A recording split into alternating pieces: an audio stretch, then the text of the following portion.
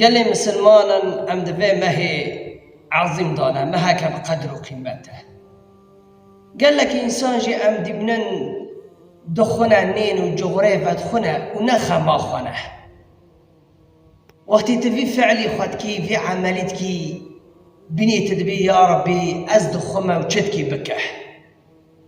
تعين كاردكي قيامتي تعين كاردكي انه روجي فرزه او انساني بمعزرة روجي دخوه في قصته قداري كابو پیغمبر عليه الصلاة والسلام چد بيجي جزائي ايهاني روجي بخوه بمعزرة شيئا قال لي مسلمان وقت الروجي دخوه تزلمان نفسي خدكي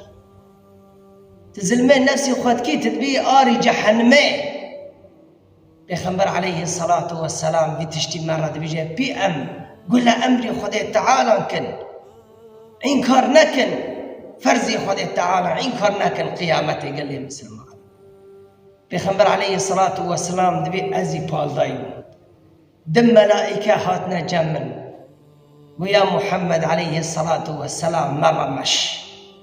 وازوان رمشيام چو وحتى ام جيشنا برچياكي بلند قرابة يا محمد بفيتشيدا عليه الصلاة والسلام قم قفاتشياي بلندا أنكانم قرابة أما ترى ياردم چبنه وقراب ما سرويتشياي قباش چيدا قمدي دنگكي بري چاتنده قاروارك أما زنته قم النهاري قمدي هناك إنسان زنجر آفتنا دفي وانا وآفتنا نقي وانا جهاف وانا كاشتكنا وسر آري جحنمه دا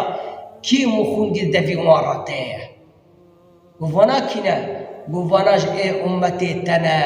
ایهانا روجی دخل بی معذرت ایهانا روجی آشکر دخل پیش ملت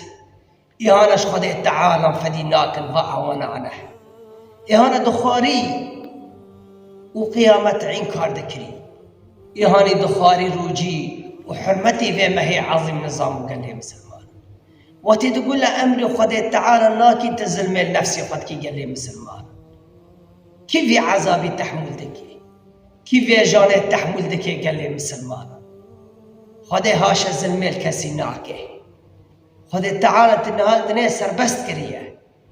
كي تشتكي بكي حسابي راتنا امل ودنيتي حسيب بمنيه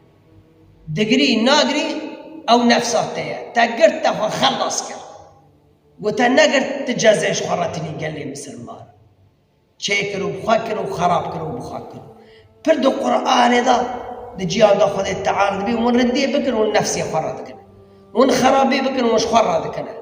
وين دخازن خو خلاص كن ام دخازن خو خلاص كن وشايقو ام روجي دقرن ام ترسي خذ التعارض دقرن